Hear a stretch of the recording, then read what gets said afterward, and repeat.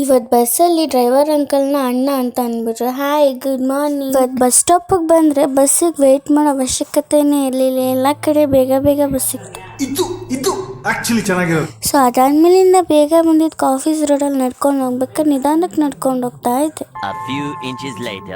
So ಬೇಗ ಬಂದಿರೋದ್ರಿಂದ ತಿಂಡಿನಾದರೂ ಬೇಗ ಮಾಡೋಣ ಅಂತ ಹೇಳ್ಬಿಟ್ಟು ತಿಂಡಿ ಮಾಡಿಬಿಟ್ಟು ಆಫೀಸ್ ಮುಗಿಸ್ಕೊಂಡು ಸಂಜೆ ಹೋಗ್ಬೇಕಾದ್ರೆ ಬಸ್ಸಲ್ಲಿ ಯಾರೋ ಡ್ರೈವರ್ ಅಂಕಲ್ ಹತ್ರ ಅಡ್ರೆಸ್ ಕೇಳ್ತಾಯಿದ್ರು. ಬಟ್ ಅವ್ರಿಗೆ ಕನ್ನಡ ಗೊತ್ತಿರಲಿಲ್ಲ. ಸೊ ಅವ್ರ ಅಡ್ರೆಸ್ ಎಲ್ಲ ಹೇಳಿದ್ಮೇಲೆ ಇಳಿಬೇಕಾದ್ರೆ ಡ್ರೈವರ್ ಅಂಕಲ್ಗೆ ಅಣ್ಣ ಅಂತ ಕರೆದ್ಬಿಟ್ರು. ಅವ್ರ ರಿಯಾಕ್ಷನ್ ನೋಡ್ಬೇಕಿತ್ತು ಯಾವ ಥರ ಇತ್ತಂತ.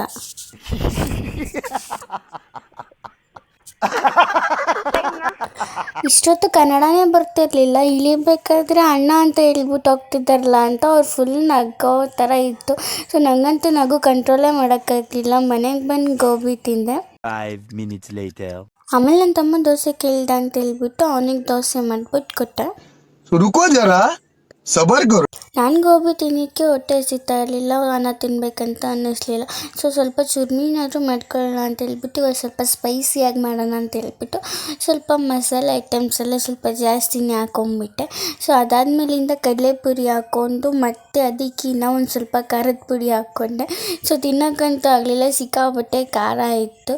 ಸೊ ಅದನ್ನ ಹಾಗೆ ಬಿಟ್ಬಿಟ್ಟು ಕಾಫಿ ಕುಡಿದ್ಬಿಟ್ಟು ಡೇನ ಏನು ಮಾಡಿದೆ. Thank you for watching. ಇಷ್ಟು ಹೇಳೋಕ್ಕೆ ಇಷ್ಟಪಡ್ತೀನಿ. ಓಕೆ ಫ್ರೆಂಡ್, ಬಾಯ್.